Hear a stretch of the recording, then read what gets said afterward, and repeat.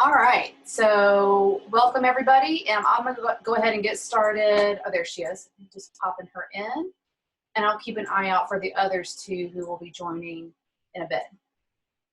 Okay, so I'm Jen West of the Realm Tarot. I've been practicing tarot since I was 16 or 17 years old, and I'm 41, so you can do the math.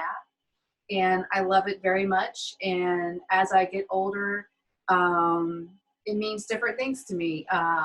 When I was a teenager, it felt like a really fun, mysterious thing that I'd never thought I could have access to, and like I was tapping into some sort of magical resource. And as I got older, it gave me insight and comfort on things that were bothering me or things that I wanted clarity on. And now I find that I'm in a chapter of sharing and deep diving into the nitty-gritty details, like where it originates and where it's going and how that changes over time and how different people use it. So I'm excited to share all of that knowledge with y'all today. So if you have a deck, go ahead and get it out.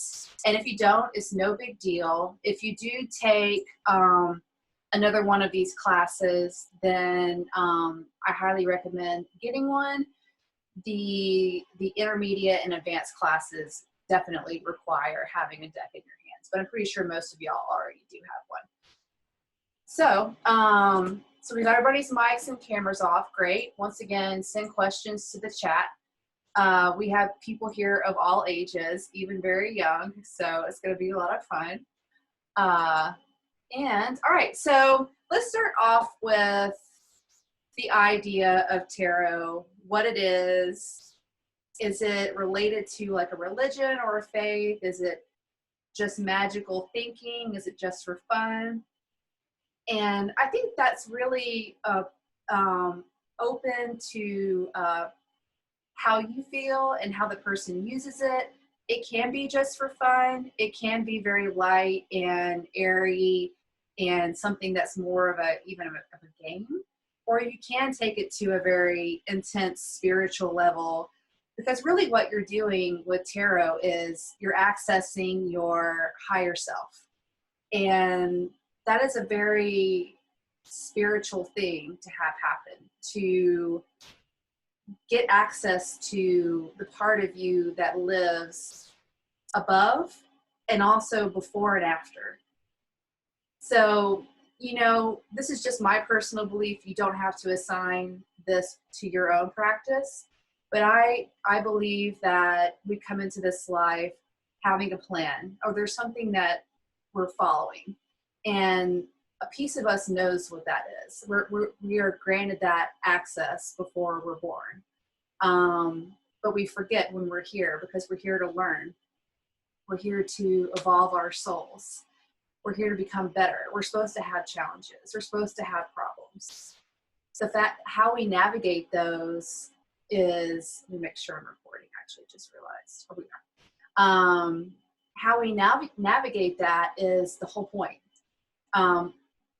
If something's thrown at us that's difficult or impossible feeling or makes us sad or angry, how we deal with that makes us either better, or keeps us the same, or makes us drop. So, but as in regards to tarot and religion, there's a lot of misconceptions out there for sure, that tarot is a dark practice, or that there's something about it that isn't on the up and up, that it doesn't align with traditional spirituality. And for those who might identify as anything, really, Christian, Muslim, anything. But really what's cool about tarot is that it can be incorporated into any belief system. You don't have to be a witch, which is what most people think when they, you know, hear the word tarot or hear of somebody practicing tarot. You can be a witch, and that's a whole different conversation. And there are all kinds of those too. But you can be a Catholic or whatever, like, and be able to still like allow yourself this privilege and right to dive deeper into the self and what there is to explore. And there's a lot. And I haven't even done all the work that I can do, and I've been doing this for a long time. But that's not to say that you can't start today and be very talented at this practice and have a connection right off the bat. Because I see that happen all the time. Now let me turn. Hey Lily, can you turn your video off? I got it. So we are going to move on to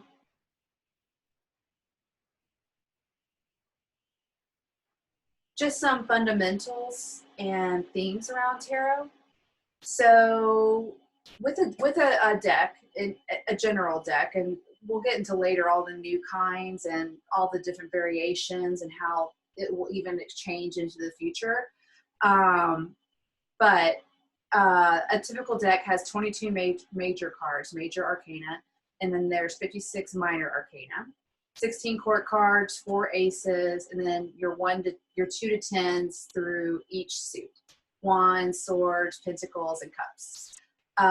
So when somebody's beginning tarot, which I imagine a lot of you are, and I know that a couple here have experienced reading already, but I think that we'll be going through some things today that you maybe haven't known before or aren't familiar with. But just for those really quick who haven't. So the best way to get familiar with tarot cards is to read them for yourself. And I'm going to give you some criteria for that. It's not always great to ask the same question over and over again, because it gets muddy.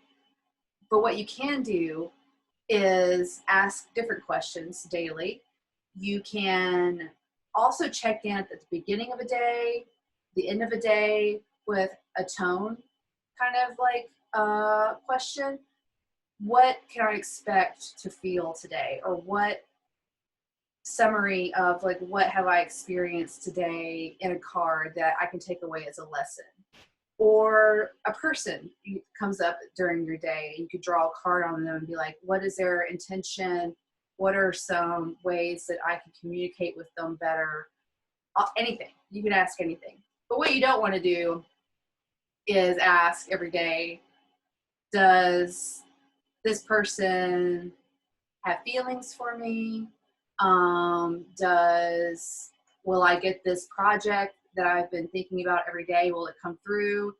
You can ask that, but don't do it all the time. You're getting an answer, and by asking more than once in a short amount of time, you're questioning the information that you're receiving from the cards.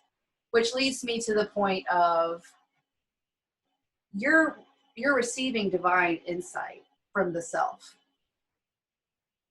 And we should always be grateful and say thank you. We may not agree with it at the time, we may not understand it at the time, but it's been given to us, and we should take it and digest it and sit with it. Things will change. Tarot is not necessarily telling us the future verbatim. It can be very accurate in that regard, but we always have choice. We always have the ability to alter our path depending on what we learn. So what if we hear from the cards that something with a particular situation may not turn out the exact way that you hoped it would? You have a chance to make a little like U-turn, or just kind of shimmy over to the left or shimmy over to the right, move around this obstacle, or know that something's coming and be able to emotionally handle it better. That's what tarot is. It's information, it's insight, and it's a gift. And then we do with it what we choose.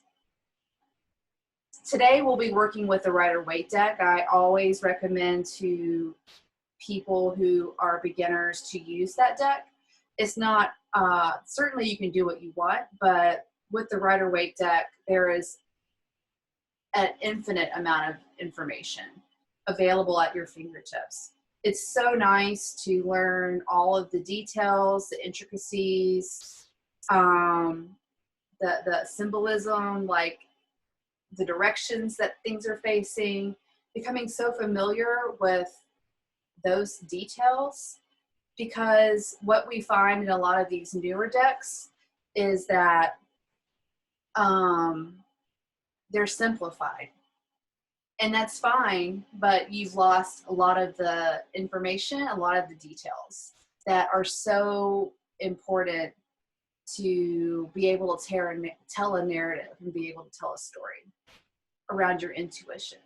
So there are plenty of decks, however, on that note, that are based off the Rider Waite, that have different artwork, more diversity, more modern like outfits and faces that I really love, and I would love to share with some of you those decks if you're interested, while retaining the authenticity of information that's so important with tarot, in my opinion.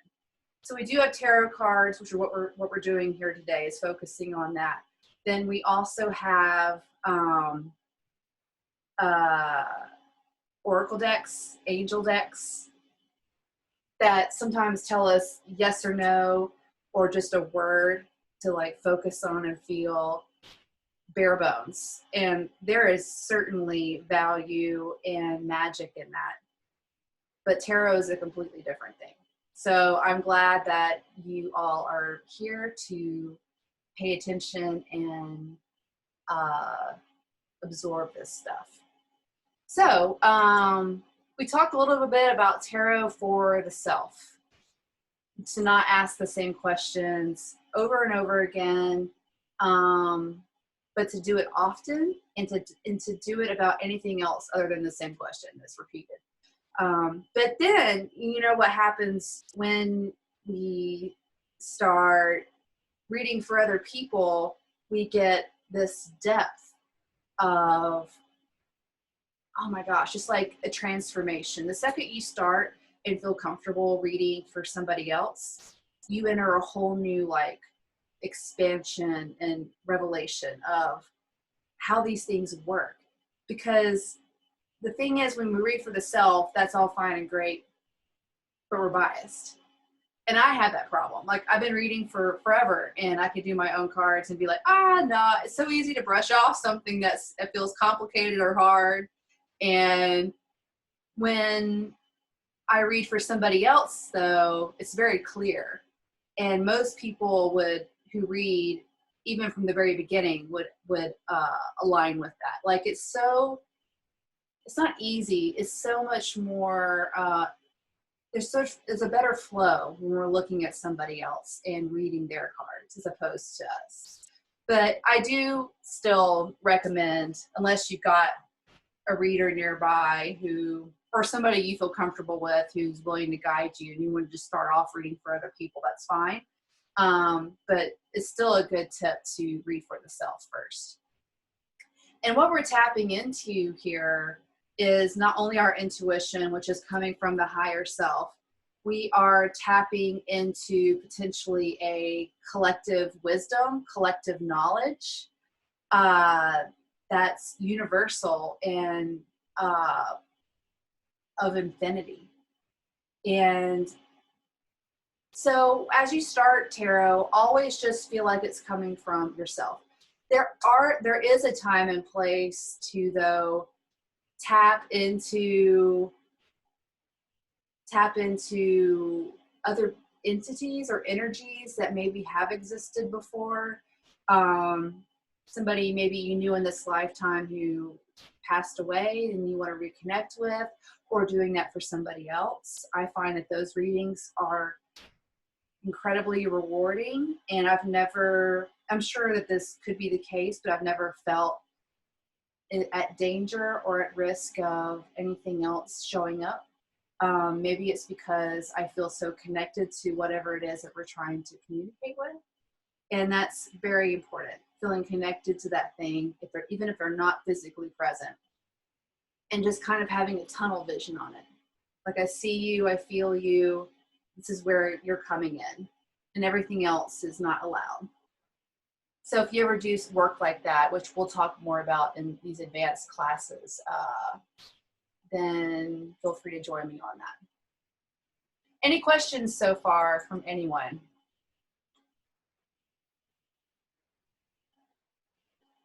And feel free, you can just pop in if you do have anything.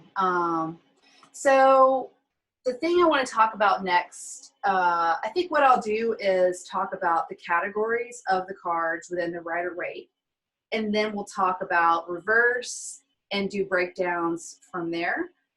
So if you don't have a pen and paper handy, you might want to grab one or take notes in your email as a draft or whatever you want to do. You're about to get a lot of information. And also I will give you guys a link to this video to use later and to access later with a password. So you can always go back and rewatch and try to find that thing that you might be looking for. So the Major Arcana are the 22 cards that are the umbrella of the tarot. And they go from 0 to 21. And we're about to go through them. They are life lessons. They are themes, life themes. They are big energy. They're the biggest of energies besides the aces, which will come later. And I don't know if any of you have ever heard of the phrase, the Fool's Journey, but the Fool, which is card 0, just really quick, I'll go ahead and show you him. The Fool is supposed to move continuously throughout the Major Arcana. And the reason why is because we're growing and evolving in this lifetime. And we could have 20 different Fool's journeys going on at one time. They don't have to be magnificent in scale. They could be something that could happen or unfold in the matter of a week, depending on what's happening around you and what you want. And we'll talk more about that. But anyway, the Fool is the only card in the deck to embody the number 0. And 0 is infinity, wholeness, openness, and spirit. And not just our spirit, but the spirit. The thing that we thrive under, the energy that feeds us. You could view it as the world, you can view it as the universe, you can view it as God. You get my drift on that. And then, so that goes through 0 through 21, which makes 22 cards. The last card of that is the world. And we'll go through these here one by one in a second. And they're pretty exciting by nature. So the Major Arcana, as I said earlier, the Minor Arcana are basically, it feels like a regular deck of cards. There's basically all of those cards you would find in a card playing deck are in the Minor Arcana, except for one that's additional, which is the page. So we have the cups. And the aces here in the Minor Arcana represent 1. And then we have the 2 through 10, which we'll talk about later too. Cups are of the heart, emotions, relationships, how we connect with other people. Yeah, and also I always say the cups feels like it could be past lifetimes, if you believe in such things. If you are interested in doing past life work, these things, cups to me feel very ancient and old in that way, familiar. And then the next suit is the wands. Once again, the aces are wands. And then there's plenty more after that, which we'll talk about. Wands are fire. They are passion, electricity, desire, that burning inside or the yearning to attain or have something. They are related to fire signs. They don't have to be exclusive to fire signs, but Aries, Leo, I'm drawing a blank, Sagittarius. Those are definitely all found within the wand suit in different formats. And then the swords, air, intellect, fortitude, reason, understanding, also complexities with navigating the mind and what that entails. There's certainly complications here too. The swords also might to a lot of people might feel like a harder suit to navigate, and you'll see why in a minute. And the swords do have, to me, a more challenging arc than the rest. So, and the last one are pentacles, and this is earth. This is career, money, prosperity, success, or lack thereof. And all of these experiences fall under the pentacles, which we'll see also here in a second. So we've talked about the fact that the aces are the number ones. And then we have the 2 through 10s, which we'll see here in a minute too with the actual cards. And within the 2 through 10 is an arc too. The 2 is the beginning and the 10 is the end of the experience. And the minor arcana is more, so as the major arcana are life themes, big energies that are injected into our daily lives, or even the year or decades, or from the time we're born to the time we die. The minor arcana is more of our daily struggles, challenges, experiences. They kind of pop up and they go away just as quickly, unless we're seeing some heavier energy in a spread where multiple things are saying like, well, you might be stuck in this zone for like a hot minute. They typically just kind of bounce in, bounce out, the minor arcana. And so that's kind of an overview of the categories of tarot in the traditional sense, in the Rider Waite deck, and then most decks that are formatted off of that. Those are how the energies rank. So now what I would like to do today is go over each card in the deck. And there are quite a few. I'm going to show them to you. No need to fish out in your own deck the exact thing I'm talking about. So I'll be showing it to you, pointing out all of the details that I'm speaking of. So we're going to start with the major arcana. And as we said before, there are 22 cards here, and it's all part of the Fool's journey, that we are here starting with the spirit, the soul. And like we said earlier, this could be something that we experience through the course of a week or the course of a whole lifetime. But the thing about the Fool, and people always feel like, who don't know tarot, that the Fool sounds foolish, naive. Well, he is naive, or they are naive. But the thing about the Fool is they are supposed to walk off the edge of the cliff with joy, with hope, with not knowing of what's going to happen. And there is a brightness and a lightness to this card. I like this card, especially when we've experienced the end of a chapter, as we'll see with some other cards that indicate that very clearly. It's always really nice to see a Fool show up close after that, which says to me that you've ended a cycle with something in particular, and we're about to begin something new. This can also point to the beginning of a relationship, of the beginning of anything, a new job, a move. This is definitely a card I would like to see if somebody were moving or either to a new part of the world or into a new home or into a new purpose.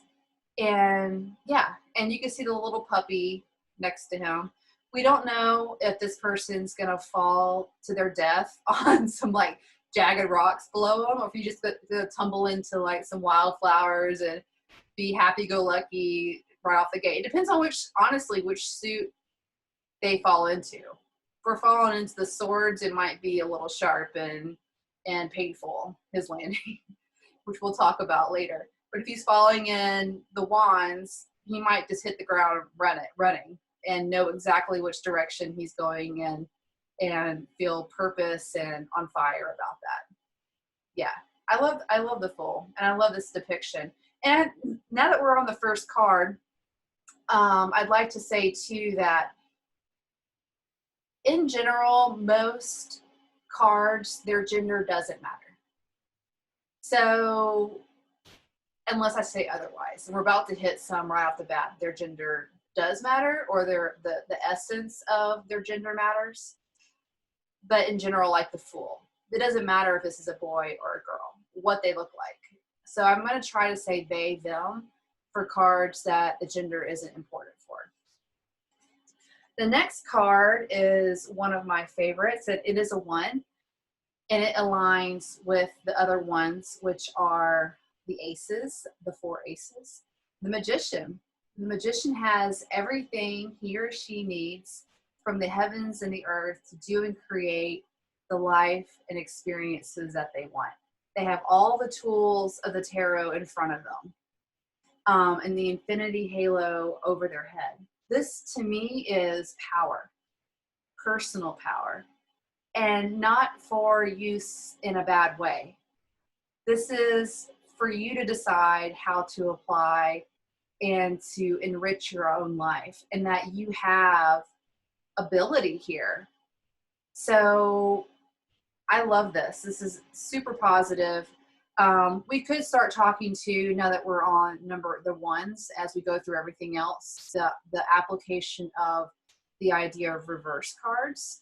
Reverse is a choice. When that just means that when you're doing a spread and you're reading it as if it's facing you. Oh, whoops, there's somebody who's trying to get in.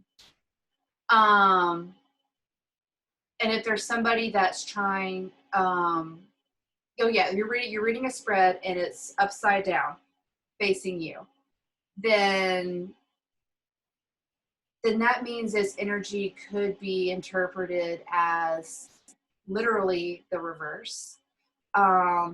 This could mean in that sense that this person hasn't discovered their personal power. They maybe feel compromised or weak in that regard, or vulnerable instead of confident and strong.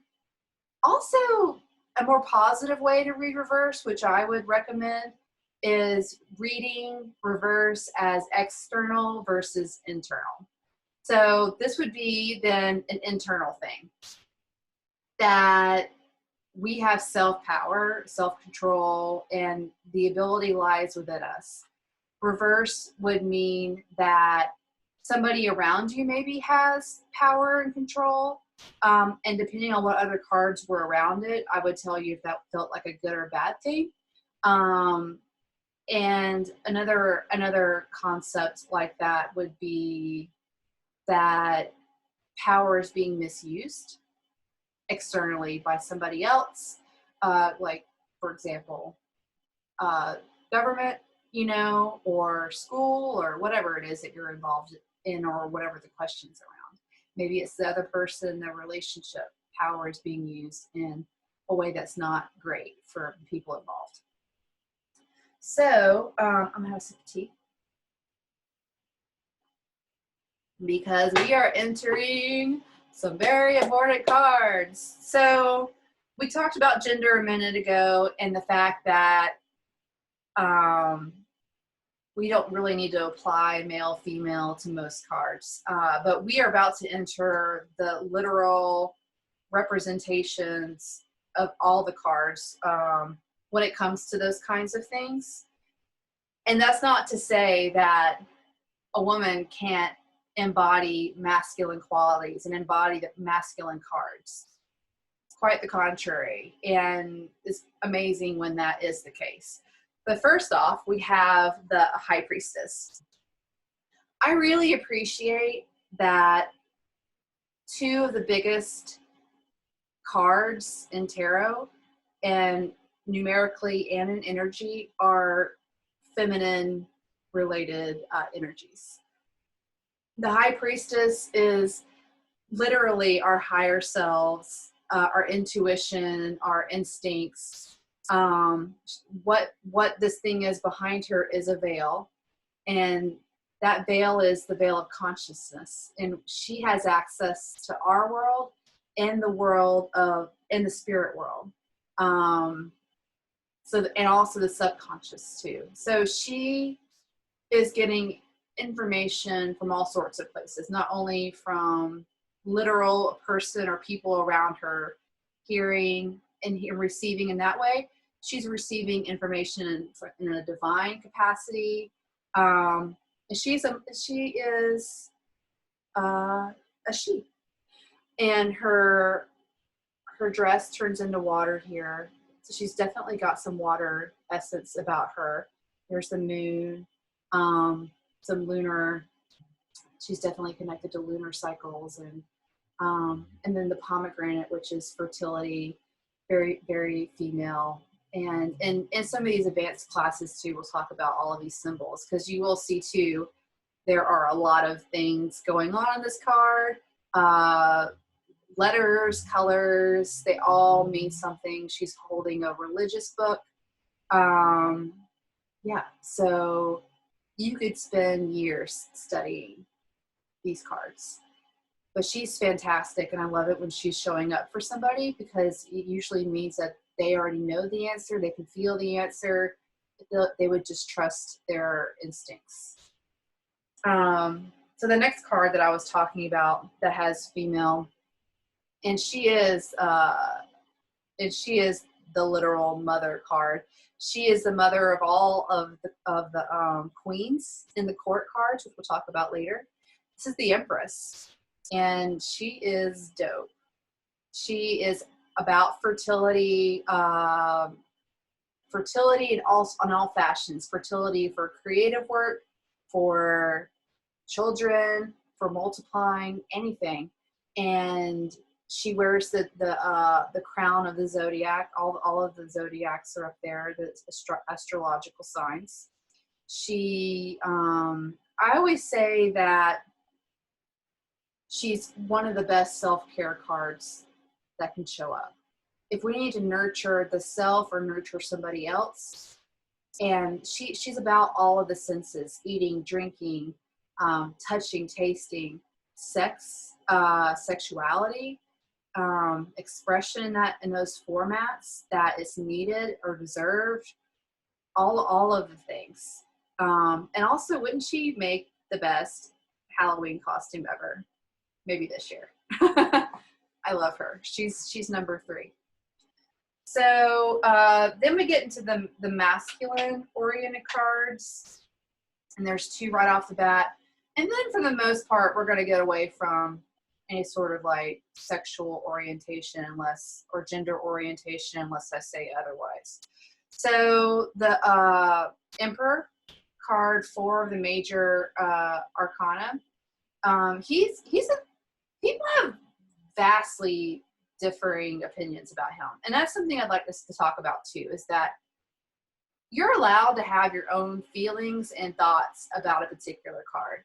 I could tell you all day how I feel about something, but what really matters is, how is it speaking to you?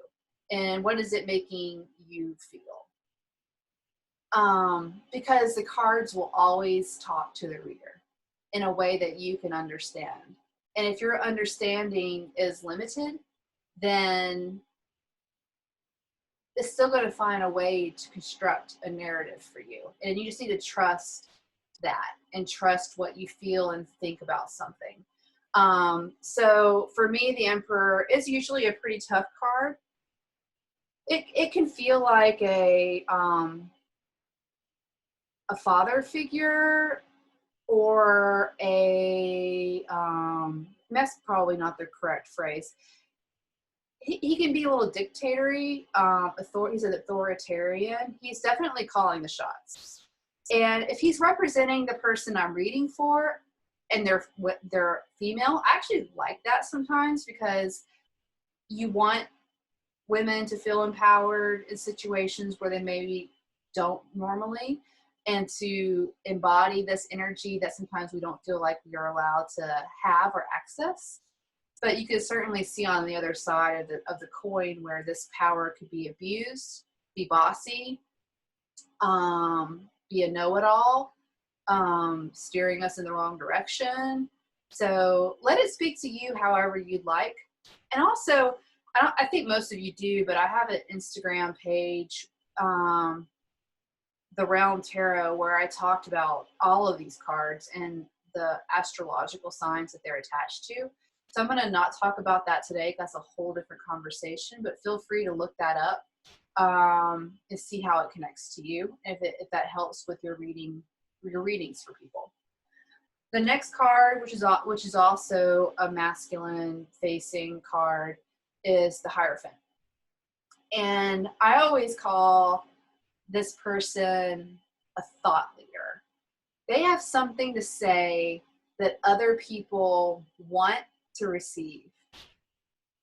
And the Hierophant is the leader of the group cards. And there are 3 group cards, of which this is one. And they all have 3 figures on it. And this is the only group card to be in the Major Arcana. So this can be also very much pointing to institutions and learning, like school, hospitals. Does that make sense? So if somebody's asking me, should I go back to school? Is school something that I should consider in my path to this greater thing?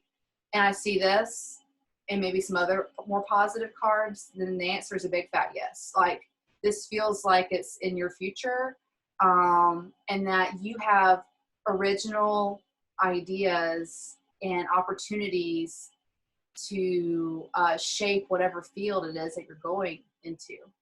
But, you know, this can also be like a brand representative, like somebody, Kate Spade, for example, because it just popped in my head for some weird reason. She's the face of a brand. So this is the face of something. And if this is in a future position, once again, surrounded by positive cards, I might say to somebody, you might want to consider taking a more public stance and letting people see you, because they seem to be connecting to that, to this person. They want it. They want that. And they feel like they're receiving something from you. The next card, which is a lot of people's favorite, especially when they're thinking about love and wanting to find love, is the literal Lovers card. Yeah, it looks beautiful. It is lust. It is passion. It is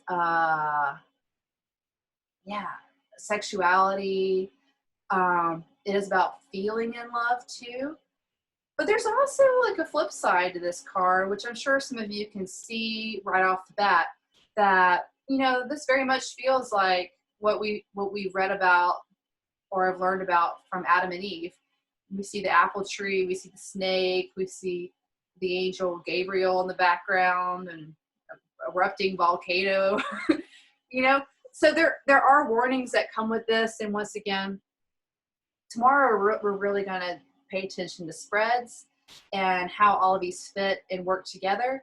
If we're seeing other positive things around this card, then I'd be like, yes, this feels like an awesome relationship or experience that you should be jumping into and experiencing and enjoying. But it can also be very much like an affair would fall under this card, like giving into lust or morals. You know, that morals, like, it's asking you to, like, where do you stand on that virtue? Like, where do your virtues lie? Because temptation's here. A lot of temptation's here. Sometimes we deserve to indulge in temptation, whatever. But sometimes it's like, maybe not. But this is big. This is big, and it's really lovely. This is like the power card if surrounded by other good things. If you want to know if there's something of substance with a person, whether love or passion, this is it. This is your card. The next card is the Chariot, which I love too. I love all of them. I've even learned to love the cards that feel like that are scary to some people, which we're about to get to, like the Devil or the Tower. Like there's something still kind of fun about those cards, and if everything was all like vanilla and on the up and up, how interesting would life be, you know? But the next card is 7, the Chariot. This person has the want and desire to move his vehicle, his chariot, without reins. Like they are moving forward by sheer will and desire to reach a goal. I call it assertiveness and not aggressiveness. There is a difference, as we all know. This failure is not an option a lot of the time when this Chariot shows up. And yeah, this could also mean like, well, does this person have tunnel vision? Are they not able to enjoy or see anything else that's happening around them? Maybe. Once again, depends on what's happening and what the question is. But generally, I like this card if we want something and it's attainable and it's healthy. If you have a healthy goal, then I feel like you can reach it when this card shows up. There's a healthy ego here too, a healthy ego. Yeah, and there's once again a million things that we could go deep dive into, symbolism on these cards and even just colors alone. But I love the yellow here. It feels very positive and bright. The next card is Strength. And this is pretty clear cut for most people. I mean, like literally, you're going to be potentially be strong, or courage is needed here. This woman is sticking her hand inside of the mouth of a beast that could kill her any second. You know, and she doesn't have any fear about it. This also has, you know, sexual undertones too, of taking risks in that space, and not in a bad way, but like, yeah. Being unafraid to push boundaries, explore, to not be afraid of the thing that you thought might bite you or hurt you. And she obviously has the infinity halo over her head too, and that this energy is always present within us, and we have access to it whenever we need. People are always like Snoozeville when the Hermit shows up. I like the Hermit. I think he's cool. They are cool. This is saying to me that there is some personal magic that exists inside all of us. And sometimes the only way to access that is by going within the self, having quiet, peace, solitude, distance from the world. This would be a social distancing card. How about that? Like, he's not really an introvert, but he definitely could be. He needs to unplug and just like let his light shine without having to worry about turning anybody else's light on or up around him. Right now, it's all about that, your personal light and recharging your batteries and finding and discovering and resettling into that magic that exists in all of us. Because he is wise. They are wise. They have lived many times, many lifetimes. This is the old soul card. If we're doing a reading about a baby, this would be a great card to see that this is not a young spirit coming into the world. This person, this individual has been around the block.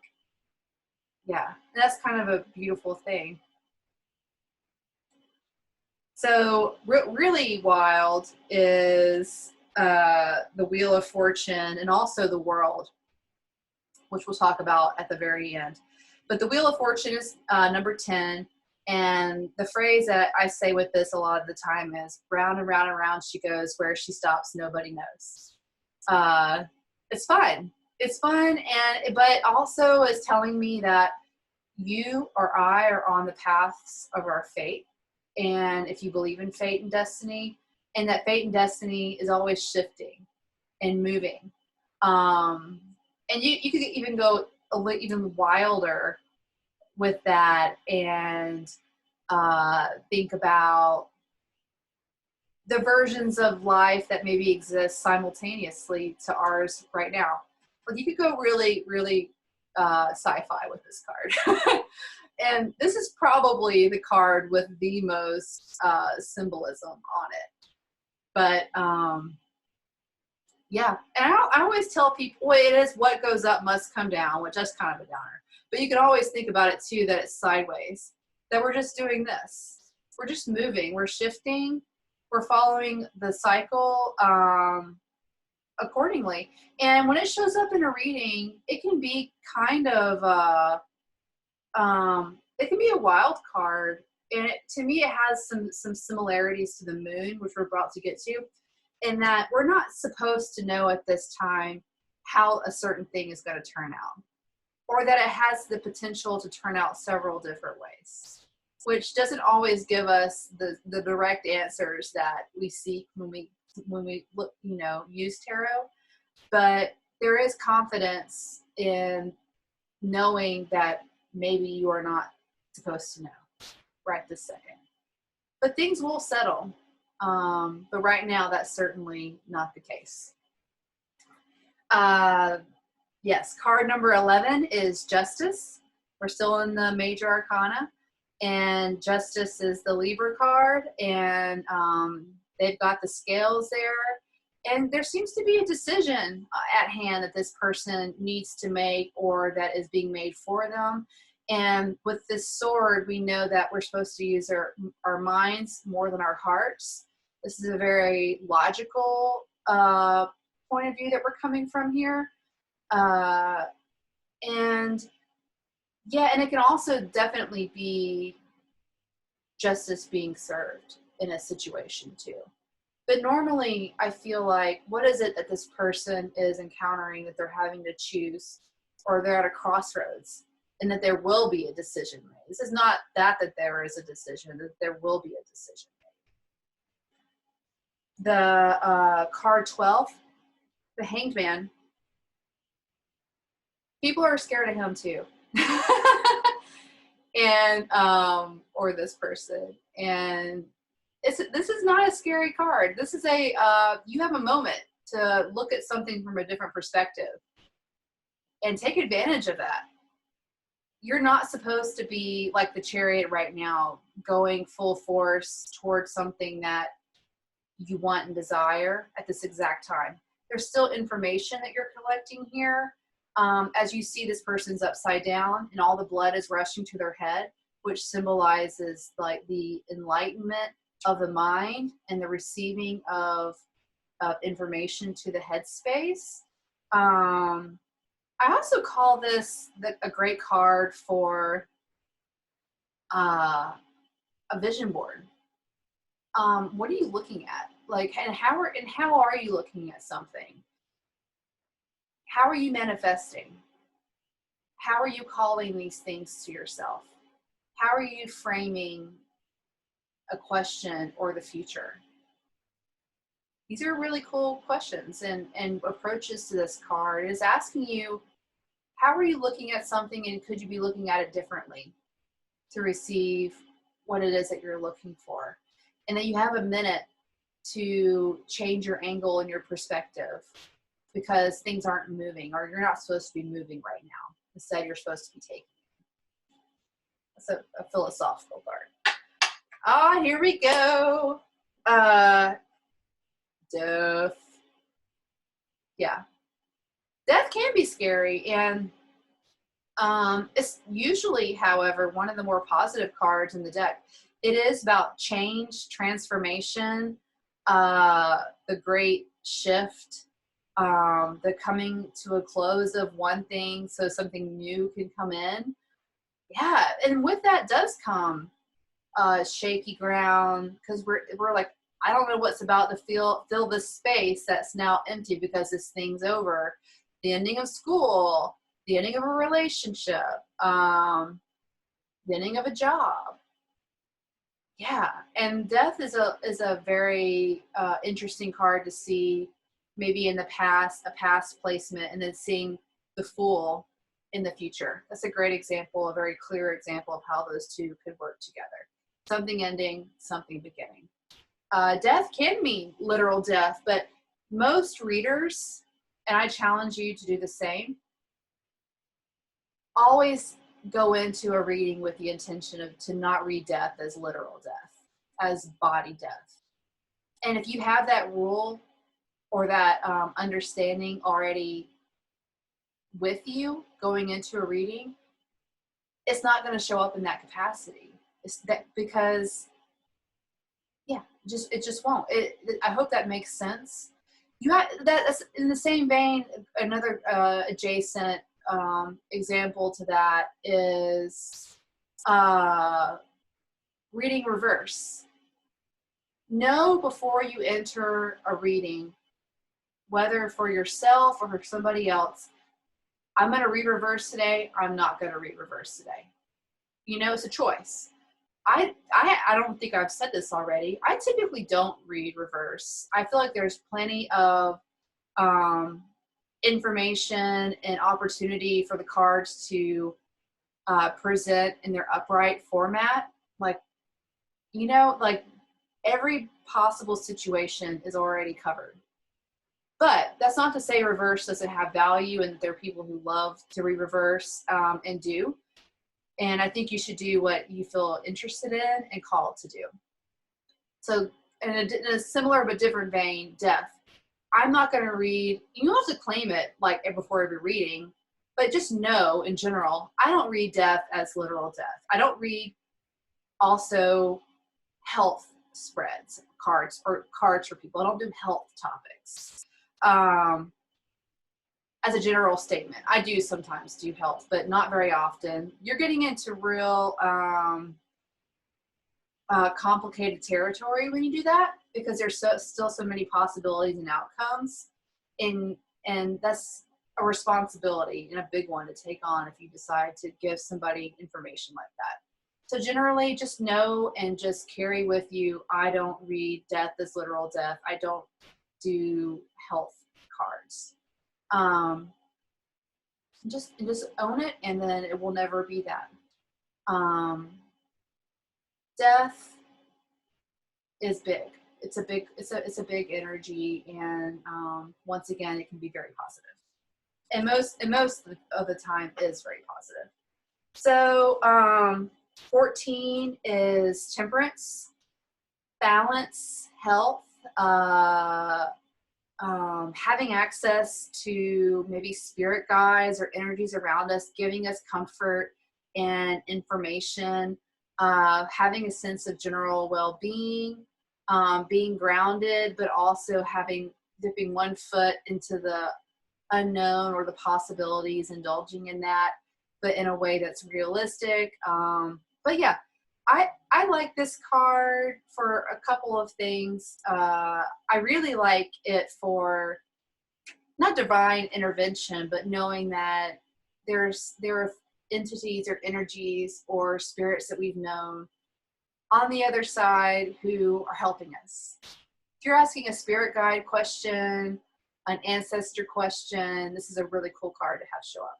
If you do happen to do a health reading for somebody or see something show up that you're like, I wish I knew a little bit more about this person's health, and this one comes up, then know generally that this is a sign of good health and vitality. Yeah. So the next big scary card, oh, we have two in a row. That's right. The Devil.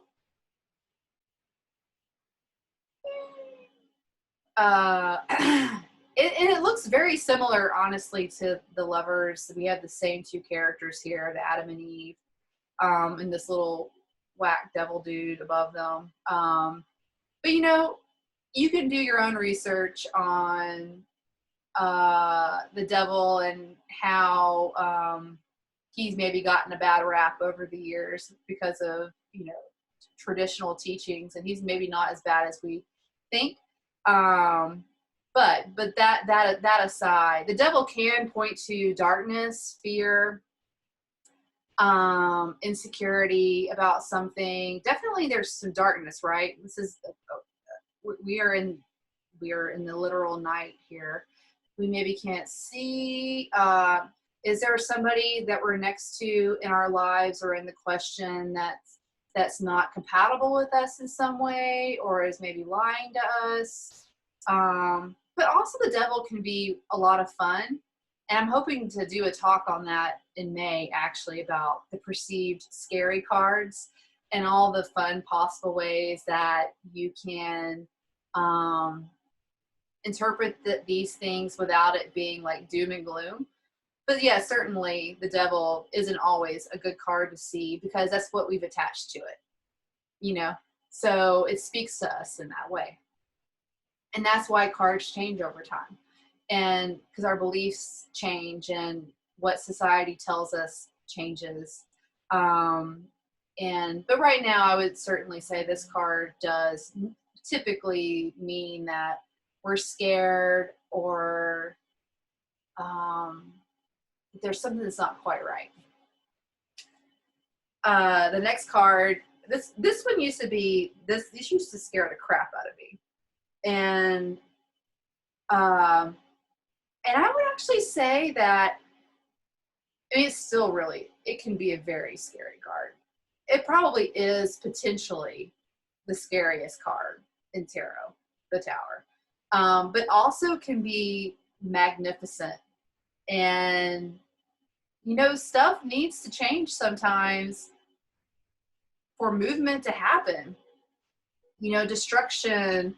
I mean, look at these. Like, these people are falling from a burning building that's been, you know, struck by lightning and is on fire. And I always say, because this is how I attach myself to it, once again, let the cards speak to you after you learn what they mean, and you can adapt as needed.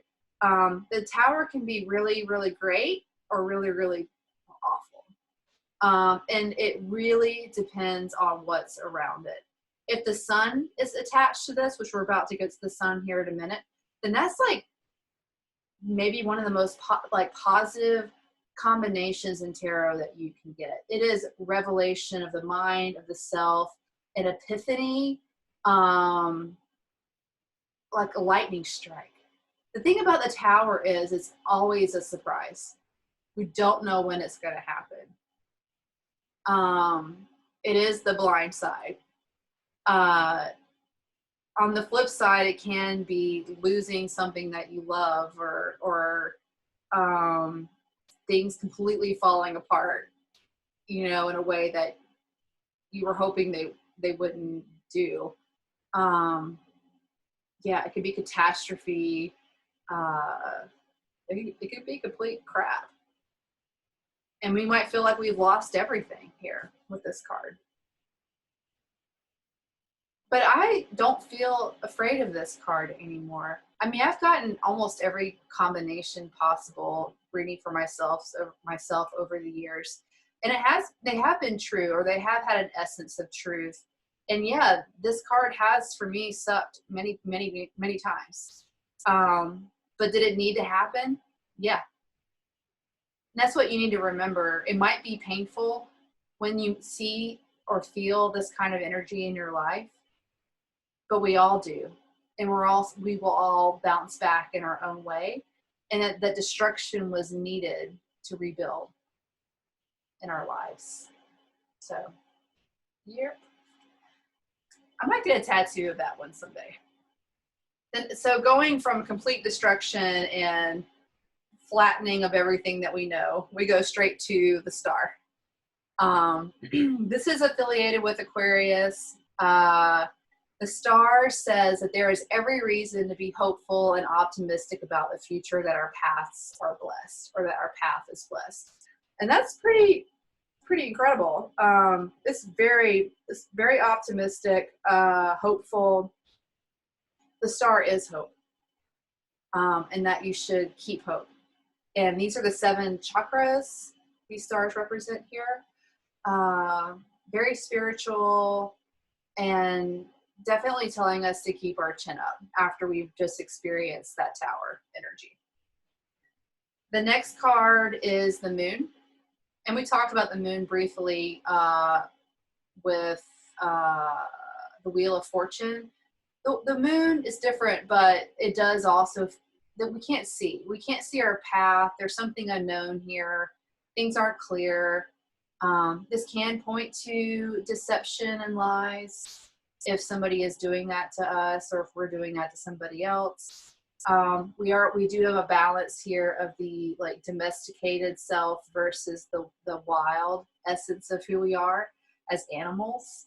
But the moon's kind of fun too. And the moon, I say sometimes, is like standing on top of a hillside in the middle of the night, and all around you at the base of the hill is like a dark tree line. And above you is like bright stars in the night sky. That feels pretty magical in the moment, right? But also like kind of bone chilling, and like I don't know what's lurking in the woods, but I'm supposed to go down there and continue on my journey. I feel like so many storybooks could be based off of this vibe right here. The next one is the sun. And that's joy, happiness, clarity, revelation, if we see it with that tower, which, actually, kind of strangely enough, I think I've only ever seen the sun and the tower directly connected maybe twice. And I am not kidding.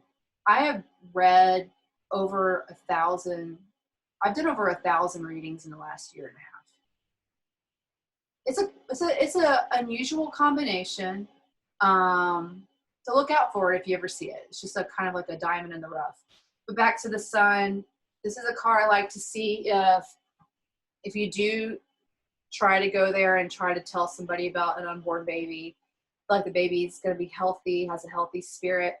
Could be a young spirit here too. This is definitely around youth. This is about also our inner child and how we're treating that inner child, and that it needs to be set free. But I mean, this is definitely pretty happy vibes. We can see around us. We're not in that moon territory. Yeah, and if somebody wants to know if they can get pregnant or have a baby, I sometimes interpret the sun as feels like a child is present here. And it's ready to come and be here with us. But also be careful with this, because you don't want to ever get anybody's hopes up.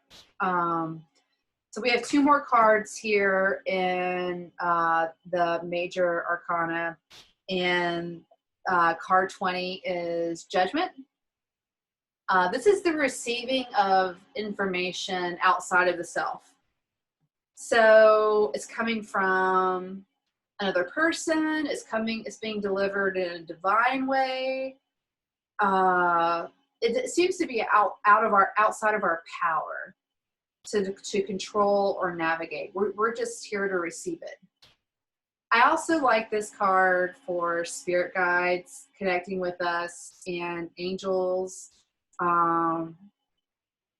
that they're trying to communicate and help us or connect with us in some way. Yeah. But it is a little creepy that the people on this card are like gray. I usually don't ever like try to attach to that too much, or let that dictate how I feel about what the information or the news is they are receiving. But that's certainly something that's kind of like, what's happening with that? The last card in the Major Arcana is the World. It says completion. We've come full circle. We started as the Fool, and now we've moved through all the Major Arcana, and now we end with being whole, complete, confident, free, release back to the spirit. So you can read almost any card in the deck as a yes or no card, purely based on the vibe it has. And there's a lot of maybes too. You might need to like have another card put on top of it. But this, to me, the world is literally the yes card. If somebody's asking me something that is a yes or no, and I get this, I'm like, it is a very clear, very strong possibility that it's going to come to fruition, whatever they're asking. The world asks us to think about ourselves and our situation without boundaries, without limitations, that anything is possible. We know that this is like a daydreaming thing, and that we will have to refine and edit and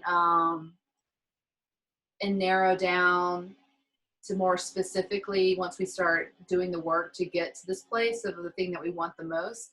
But this is telling us that the answer is yes. This thing is possible for you. You can have it. We'll do that work later, but just embrace the fact that it's a possibility for you. And it's pretty awesome. And this shares a lot of the same symbolism too as the Wheel of Fortune. So that's the Major Arcana. Yeah, I always love going through those. And once we get to tomorrow too, we may not be able to make it through all the cards today, and then tomorrow we'll finish up with whatever we don't do today. But it's so cool. The coolest thing about tarot to me is how all of the cards connect to tell a story, a bigger narrative. And that takes not a lot of skill. It takes confidence to allow yourself to go to the possibilities of what combinations of cards form and put together. So I'm excited to do that with y'all tomorrow. So I'm looking here at these 4 stacks, trying to decide which suit is calling to me that we might want to do first. I think I would like to do the Pentacles first, and then Swords, Wands, and Cups. Yeah, I know for sure we'll be able to do the Pentacles and the Swords today, and we'll see if we can get to the Aces and Cups too. Once again, any questions you have, please feel free to ask. Nothing's dumb or easy, because once again, there's infinite possibilities with these. We're going to start with the Aces, and just really quick, with the Aces, these to me are kind of their own little category outside of the 2 through 10s that we're going to see right after each one of these. The Aces are, too, in a different way for me, theme cards, anchor cards. They're seeds in the ground that will turn into forests. They're long game cards. We might just now be starting the process of realization of what this ace is going to bring into our lives, but it's full of promise and potential. And all of the aces are very exciting, I would say, except for the Ace of Swords, but it's not the worst either. So we'll get to that second after we go through these Pentacles. So now you're about to see how each suit is represented in the Minor Arcana. Yeah, and I think a lot of things are going to snap together if they weren't already snapping together for you before. So the Ace of Pentacles, the number 1, and also the parent to me of the suit, is the Ace of Pentacles is an opportunity for prosperity, abundance, success in career or purpose. If somebody's asking me, will I get this job? Am I going to get a sum of money from something in particular? This is a great card to see. This is definitely momentum in the right direction. And aces feel like gifts, like I'm handing you something. This hand is handing me a gift of an opportunity. And pentacles are, once again, work. and home, security, safety, wealth. So this is a pretty badass ace. And aces too can make combinations with each other, and I'll go more into that when we get to our next ace here in a minute. So now we go straight into the two to tens and the court cards for pentacles. So we're going to stay in the same space. We're in work. We're in purpose. We are in money for all of these cards, and and all of these cards are going to point to different experiences within attaining or losing in that space. So the first card is the Two of Pentacles. This can be a real social card that this one always shows up for people a lot around the holidays or when there's a wedding. But this person's obviously juggling more than one thing. They're doing it well. They're not dropping any balls. But there is a fun component to this too. Like they enjoy what they're doing. It doesn't feel like too much. Also, the twos in general. So we can look at things by suit, which we're in Pentacles. We've already talked about what that means. You can also talk about cards too by their numbers, and that all the twos are connected and all the threes are connected. And that's a whole different conversation that we're going to do in an advanced class. But or also too, I've just shared some numerology tidbits on my Instagram too, if you want to read more about that in little bite-sized chunks. But yeah, so we see the rolling waves of life behind this person, but he's able to maintain the things that he is excited about between his two hands. Also too, I would like to point out that this could be the juggling of two people. It could be a choice. It could be, yeah. So you get me there. Like this person could also be doing something like not on the up and up. Possibilities are pretty expansive with this card. The next one is the Three of Pentacles, and we talked earlier about the group cards and that there are three of those. This is one of the three. And the Big Daddy was the Hierophant. So this is the Three of Pentacles, and this is a group of three who are working together cohesively, smoothly, that there is something about doing something within the group that's needed and not doing it on your own. Maybe added benefit of having the input of others. And also too is the little sister or brother of the idea of school, institution, the needing to not do something in a solitary space like the hermit, but doing it with others, and that being beneficial right now. The Four of Pentacles. He's the me card. He's the mine card. This is mine. And he needs to release. He needs to let something go that he feels like he needs to control or manage, and to let it either like have its own life and expand and it's on its own, or just to release something so something new can come in. Sometimes we get so comfortable in our insecurities and fears that we've had for our whole lives or a long period of time, that we're comfortable because we know what to expect from those things. We can anticipate and control how things will unfold with these things still around us. And the idea of letting something go, it's almost scarier to not know what's going to come and fill in that space sometimes. But he's the set something free card. And if it returns to you, it belonged to you to begin with. If it doesn't, then it wasn't meant to be yours. This is always the next two are kind of not desirable. Well, this one's not desirable for sure. The other one's debatable.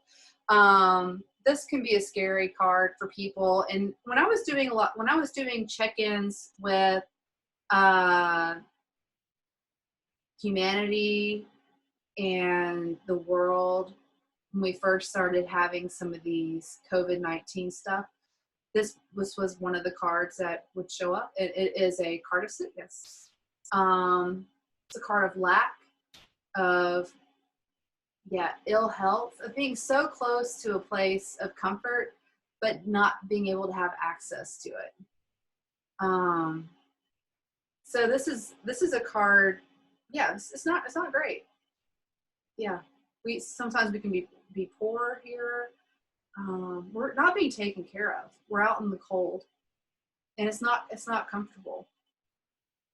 And we can feel this way in a bad relationship if our needs aren't being met, if we just lost a job and we don't have enough money, or we've gotten a diagnosis for an illness that, you know, is going to rock our boat a little bit. Yeah. But once again, I've gotten this card more times than I can count, different times and different situations, and I've always come back out of it. And it's just life, right? So the next card is the Six of Pentacles. This is the have and have not card, and I was almost going to say a second ago, you may not want to see this card, but this also can be really positive. So this could show that we're going to get a raise or a promotion on the positive side. On the negative side, it could be that we have to ask somebody for help because we don't have enough money, or we don't have enough resources, or that somebody's in power and that we don't have, like, the ball's in their court, it's not in our court. And I don't really like to see this in relationships, like especially intimate relationships, because it shows me that there's a power struggle here, right? That we want to be even with the person that we're with, and right next to them, seeing eye to eye. Here, it's like somebody's in control, somebody's calling the shots, and the other person's not, and their voice isn't being heard. So once again, depends on the question, depends on what's around it. It can be really cool, it can mean money's coming to you, or it could mean that you need to stand up and claim your spot, claim your power. The Seven of Pentacles is lovely. Here we see growth. We finally, these seeds that we planted with that ace are blooming, blossoming. We get a chance, and we get a break in the cycle for a minute to look at where we've come from, to admire what we've grown. And this person's not done working. They're about to start working again here in this Eight of Pentacles. But this is a break and a chance to be proud of the work that you've done and what you've created here. And that you're doing something of importance. Yeah, this is the pat on the back that we all deserve when we're working so hard on making something. The next card is us going back to work. And I always say this person is doing joyful work. And you'll see that in a lot of its descriptions and other places too. This person's happy to be doing the task at hand. So much so that they've hung up the things that they've worked on up until this point on a wall, like an award, or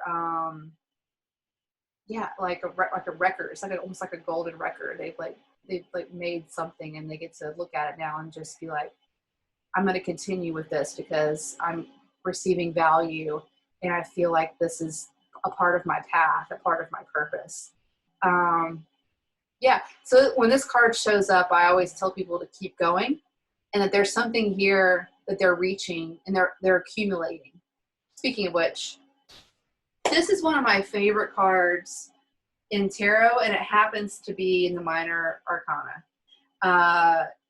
And y'all, she is the best. The Nine of Pentacles. She walks in the garden of all the things that she has earned and deserved for herself. This is wealth, this is knowledge, and she has nobody to thank more than herself for where she is than her. I'm sure there were others that helped her, that lifted her up, that supported her, but she did this on her own. She is independent. She's a boss. She's tamed the falcon, which is on her finger. Like, I love seeing this card for anybody, not just women, but for anybody who hasn't had, who's been able to like take control, power in their own narrative, in their own life, and build something that they really love. And now get to enjoy. She's dope. This something just flashed to me that I don't think I've said yet. Going back to her real quick, just because she talked to me.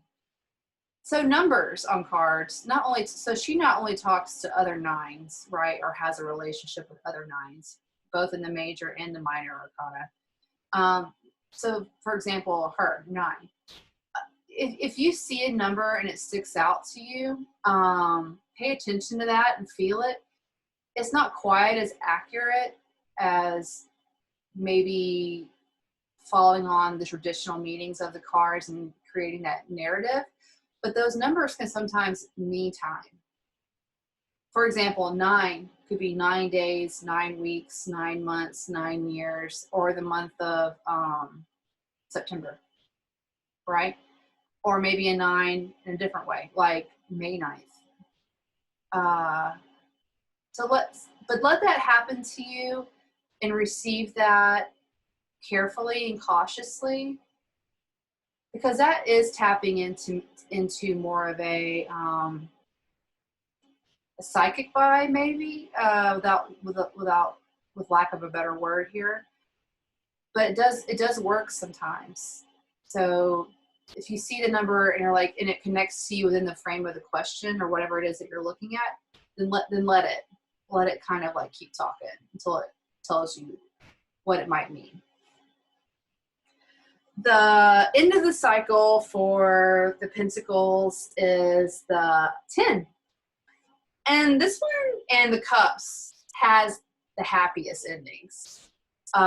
They seem to be able to, they're able to make it to the 10 and get what they want and have their, there's realization here. There's now a chance to reap the reward and to enjoy it. And as we'll see with the Wands, either today or tomorrow, the Wands are so big and so like over the top and ambitious that by the time they get to 10, they're still like hauling their load, and they're going to get there. And that's the point of the card of their number 10, but they've like maybe bitten off more than they can chew. But back here to this Pentacles, this is, traditionally can be interpreted as the fat cat card. It is the card you want to see if there's money in any form, inheritance, job, promotion, influx of cash of any kind. This is of having enough resources, not only for yourself, but for other people that you love, all the people around you. I've had this card come up for people who have passed away to represent heaven, of being able to like reunite with those that you love the most and being taken care of in abundance, or whatever your version of heaven is. It's pretty great, huh? And there's animals here. They're all getting to celebrate whatever this win is. And we also see a variety of generations, old and young, and then it seems to very much be focused on these two right here who are facing each other. And if we're talking about a partnership or a collaboration, then that would be significant in this card. And then we go into the court cards of the Pentacles. Court cards are really complicated sometimes to understand.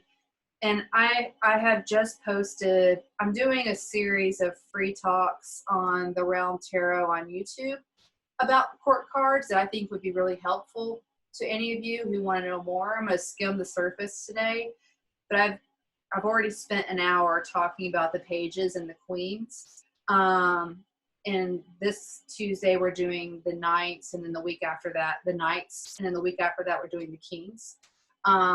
So if you find yourself getting to court cards and feeling kind of stumped, I think those would be really helpful because they kind of give them personality. Those talks give them personality, context, and ways to apply. The court cards in general can represent people in your life or energies and environments. So not to get too deep into all that, but the first one is the page. Pages are young, can represent young people or a young approach to something. They have a bit of the Fool energy. All of them do, which is that naiveness about, or innocence of not knowing fully how something is going to turn out. So going into it with a complete open heart and just diving in to the deep end, because they're excited and they're full of energy.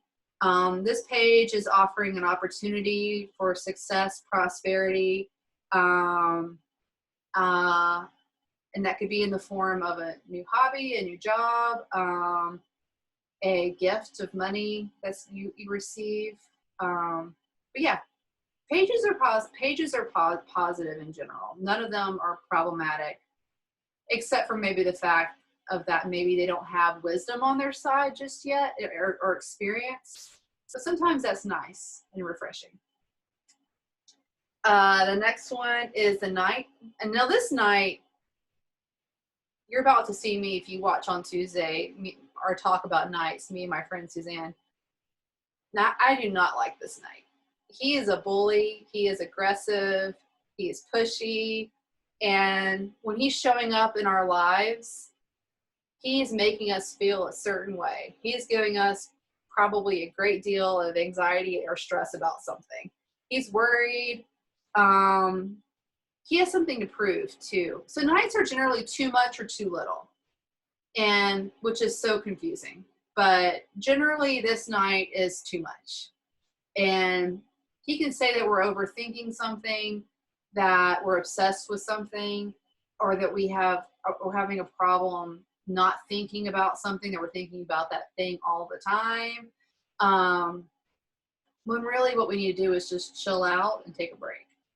If he happens to show up in a spread and he's not enough, then maybe some of his assertiveness is needed, that we need to get up off the couch and try to pursue some of our dreams and give energy to something that's important instead of dismissing it all the time. But usually I see him in people who have anxiety and stress because they want this thing so bad. And it's not that the person is this way as a human being. It's just like this person's like that devil on your shoulder. It's like always yapping of like, what if? Why aren't you've been lazy today, or you haven't done crap yet? You've been working for 8 hours straight. He's questioning your productiveness. And I think you should tell him to go away if he shows up. So the next is the Queen. She's great. I did a reading. I did an event once for interior designers, and I swear, and I probably did 15 readings that day because they were all like short 10-minute readings. And she was in almost everybody's spread. She would be a great interior design representative. She's about the home or the space that you're in that makes it conducive for you to feel safe, protected, and productive. What are you surrounding yourself with in whatever pursuit you're in that is working for you? And she's also the home or the person you want to go see when you want freshly baked chocolate chip cookies. A sense of like, I can sit, I can put my feet up, I can relax, I can eat something that's going to make me feel like nostalgic inside. She's your grandma. She's grounded. Yeah, I hope that gives you a good vibe of her. She can be an indicator of a person or the person that's being read for, or if somebody's looking for a new home, she would be a great card to see. Or she can be somebody in your life, like a mom, a grandma. It can even be a father, I mean, who is nurturing and warm like that, comforting, safe. Yeah, she's cool. And then the last card for the Pentacles, and then we should have time to do the Swords today, is that King. He has the Midas touch. Whatever he touches turns into gold. He's able to have an idea, turn it into reality, and then make money off of it. He's an entrepreneur. He doesn't have to be a he. We're calling him a he because he's a king, but women can be kings. You too can be a badass who runs a business and be female, obviously. Like, so yeah, this is the mother lode. This is the money truck coming into your house, and that you're the driver of, and you're getting to drop it off at your own place. So you're not only are you in control, you're probably being rewarded in some way. And if it's not you this is talking about, then this king could be your boss, could be an opportunity. Kings in general are environments, but they can also be people indicators. So as you can see, just by going through those, that court cards have many faces and are a little confusing. So if you don't feel like you have a great grasp on any or all of the court cards, that's fine. You'll get it, especially if you keep reading about them and hearing other people talk about how they work. I don't think I truly got a good grasp on all of the court cards until halfway into, the 20 years I've been reading. So, if that brings you any comfort. So we're going to go now to the Swords, which is a weird one to kind of end today on, because these can be a little challenging, or they are a lot challenging, but that's okay. You know why? Because this Ace, which houses all of these cards, says that we have the mental fortitude to take these on and be successful. Once again, aces are seeds in the ground that grow into forests. This ace brings some challenges in the mental space, decision making, logistical things in life that we have to navigate around, but we can do it. And also swords, as you can remember, are air, related to the air signs or the air element. Which always kind of, in the past has made me kind of angry, because I'm an Aquarius. I'm like, well, dang, of all of like the suits to have association with, I have the one that's most problematic. But there are some really cool cards in the swords, and there ain't nothing wrong with some reason and logic. So the first card is the Two of Swords. She makes people feel uncomfortable. Like, they're like, oh, what is she? She's in self-protection mode. What is she afraid of here? I don't really have a problem with her being in this mode. I like that she's protecting that soft part of the self, the heart, and that she's able to do that on her own without help from anybody else. And I think when it's the right time, she can easily put those swords down and be free in that space again. But in the meantime, I'm glad that she has a means of protection, and that lies within you and me. And somebody once said that she felt like a ninja at any point, could just jump up and like hacksaw somebody, And that's true too. I think she probably could take care of some business if she had to, but mostly she's just in a mode of protection of the heart space, and we can work on in our own fashion of how to open that up over time and when needed. So the next one is right off the bat, one that people don't love to see, and for obvious reasons. The Three of Swords can and is heartache, sadness, disappointment, grief, all of those things. And maybe not just one, but multiple, right? There's three swords here. And that happens to all of us in every category at some point, right? We lose and then we gain. We lose and then we gain. That doesn't make it any easier. And I say that it's okay to be here and to feel that. And we should process these feelings when they come up, this grief, this disappointment in the self or in somebody else, so we can wrap our mind around it and move on. If this has happened or will happen, and that's okay. That's just a part of being a human being. The next is the Four of Swords. This reminds me a lot of the Hanged Man.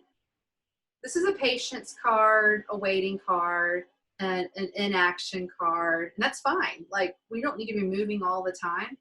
But this person is, the reason why it reminds me of the Hanged Man is upside down, right? And all the blood's moving to their head, and they're receiving in that way. This person is laying and relaxing flat. And swords are information. Swords are, just literal information. And here is coming directly into his mind and heart from above through rest and meditation. If y'all don't follow the nap ministry on Instagram, you should. Like, it's all about a nap and what it does for the spirit and the soul. And that literally sums up what this card means and the essence of this. The Five of Swords. This can be the comparing of the self to others, even though we're on our own journey. It could be deceit, somebody doing something behind our backs that we can't see or aren't paying attention to. Either way, it's not the best card either, in either situation. And I would really pay attention to the context in which this shows up and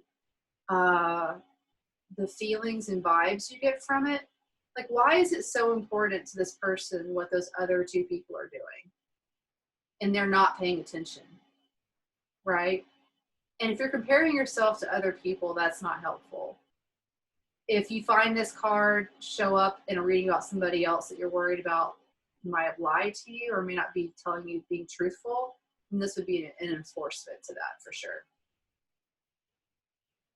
The Six of Swords is, I really like this card. There are a few cards that I associate travel with or movement from one space to the next, right? We see death as the ending, full as the beginning, and then now we've like set sail, right? So this is kind of like a movement from one place to the other. And there's swords in this boat, and they're taking with them the wisdom and the knowledge of the previous chapter of their lives into the next, which is awesome. We've learned some things and we don't want to repeat past mistakes. So we take those with us and apply it to future relationships, situations, and we're steering the boat here. And something fun about this card is that the water is rough on one side and still on the other. It's like we're navigating different waters at all times, and it's possible to still move at the same pace and on the right path with different elements coming at you from various sides. So it's saying that you have power and knowledge. The Seven of Swords, woo!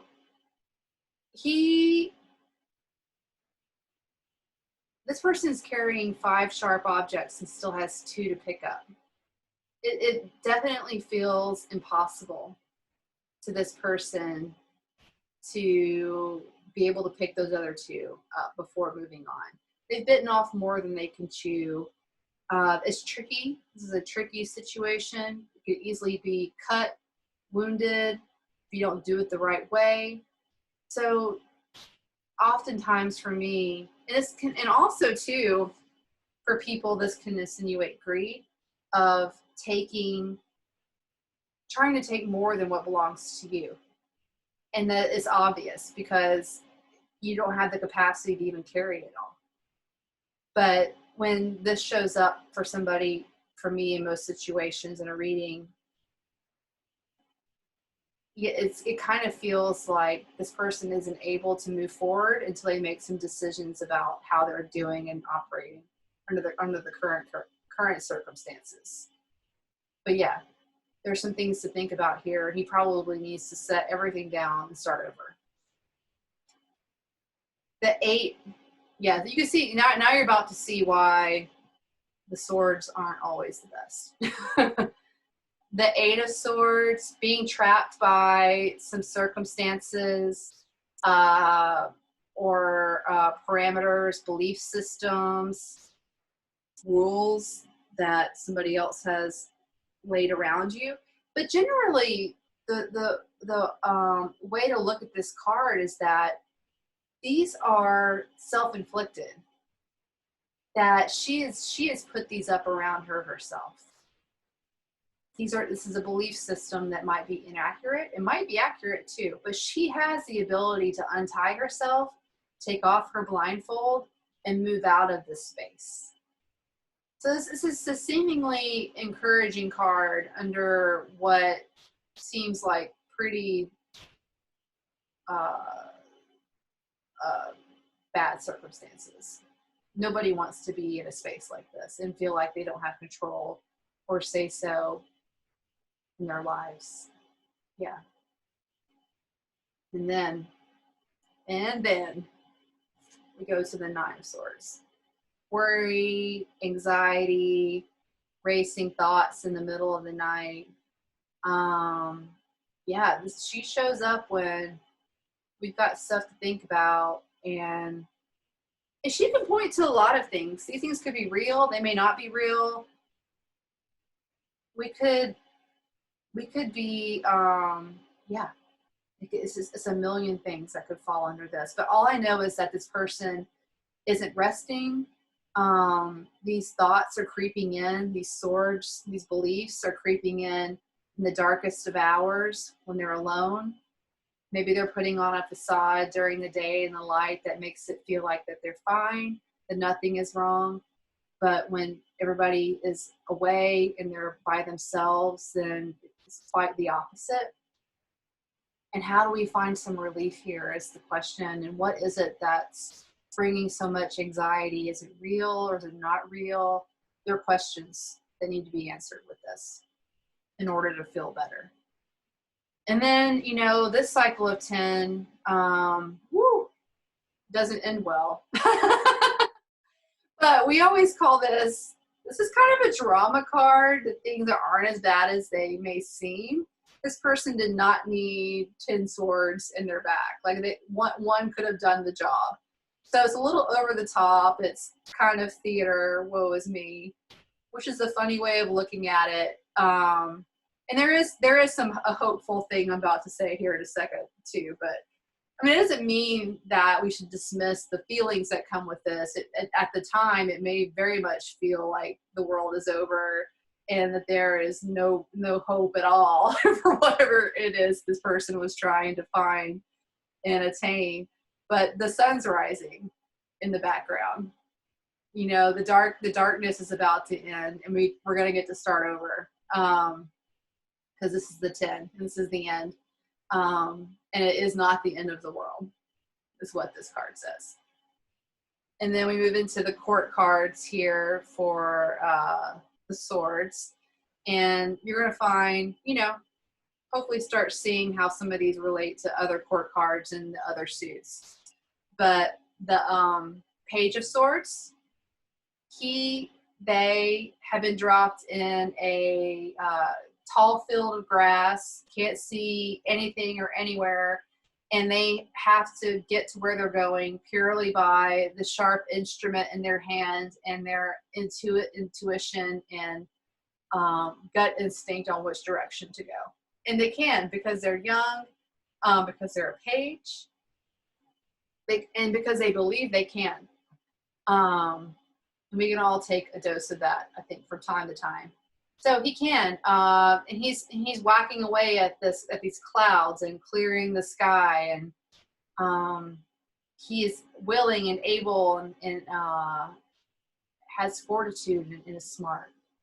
And this usually represents a person or us in readings. And this is the other knight I don't love. The other two knights aren't as bad, and they have more positive possibilities. But that first one we saw, the Knight of Pentacles, what a bully. And this one, too, man, he's aggressive, super aggressive, needs to know something that's not available for him to know right now. But he's going to try anyway, and he's going to try to push his way through. This is, you can almost kind of equate this in a weird example out of a million examples as somebody like cyber stalking, you prying into information that wasn't given to you, or not even cyber stalking, but whatever the word I'm looking for is, where you try to find out information about people or see what somebody's up to that they maybe wouldn't want you or would have liked for you to have been trying to find in that way, or trying to get an answer to something before there's even been an answer decided by whatever party is in power. This night's annoying. This night is happening around you, and somebody's behaving this way to you, or in a situation, you want to get as far away as possible. Like, you're like, no, like their anxiety is brushing off. And so just imagine if that's coming out of you and how it might be affecting others in your space. And this night definitely needs to tone it down, to keep it into perspective that the answers will come when they're supposed to. And no matter how pushy or hard that they make their case, it's just not the right time to know just yet. And that time will come, and you will know when it is the right time. So I love her, the Queen of Swords. She speaks her truth. She is a person. She could be you, could be somebody around you. She's not afraid to speak very clearly and directly to her needs or the needs of the people that she's protecting and defending. So I love it when she shows up when we need to speak up for ourselves or speak up for somebody else. She's saying, yes, do that. She can also be that you might need somebody who will be completely honest with you or do that on your behalf, like a lawyer or an accountant. She's definitely using the left side of the brain to navigate whatever it is that y'all are working through. She's cool. Sometimes, if she's directing that direct honesty and maybe even criticism back toward the self, then she can be a little hard to swallow. Sometimes we are our own worst critic, and when she is facing inward and coming from ourselves to ourselves with like a really critical eye and not giving or allowing the softness that we would allow for other people, then there's a lesson there that would we ever speak to somebody in that way that we're speaking to ourselves. So once again, you'll know the context by the question and the person, how she's presenting. And we'll explore some of those possibilities tomorrow too. And then the last card of the swords is the King. Kings are either people or environments. And he is an environment. So the Queen is outwardly speaking her truth. The King is an environment of truth. It could be a courtroom. It could be anywhere that we're having very crucial or critical conversations, or that energy is needed. But there is something about the sharpness and the getting to the point here that's needed for us to clearly navigate whatever it is that's at hand. And before we go today, if y'all have any questions, feel free to go ahead and pop them in. And if you think on it later today, you may have questions, you can save them for tomorrow too. We have plenty to talk about tomorrow. And then we'll do some breakout rooms, so you can practice a very small scale spread with each other. And I've already picked out who's going to do it with who, and I think y'all are going to love that. And just as a quick teaser for tomorrow of the Wands, so we leave on a positive note, the Ace of Wands. And this is what we'll start off with tomorrow. We'll do the Wands and the Cups. And then we're going to go through spreads and how to use intuition for spreads and creating a narrative. And also tomorrow we'll talk about how to make your space conducive for making you feel comfortable and spiritually connected to whatever it is you need to tap into to give the best insight in readings. And then maybe we'll even talk about some shadow self work. You know, shadow self sounds kind of scary and dark, but it's not. But we all have a shadow side. It's the part of us that usually carries shame and that we try to repress because maybe it doesn't fit well into society, or we're afraid of truly, revealing whatever it is that we've tucked away in the deepest, darkest corners of our souls. And I'll talk tomorrow about how to maybe shed some light on those things and to do some therapeutic work on releasing that shame, right? Because shame is the worst thing it's like the heaviest anchor we all have that keeps us from moving and being everything that we can be.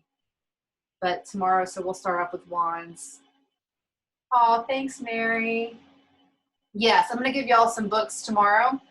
And I listed a book in the class. I may have to put that back tomorrow. But it's by the woman who writes Biddy Tarot.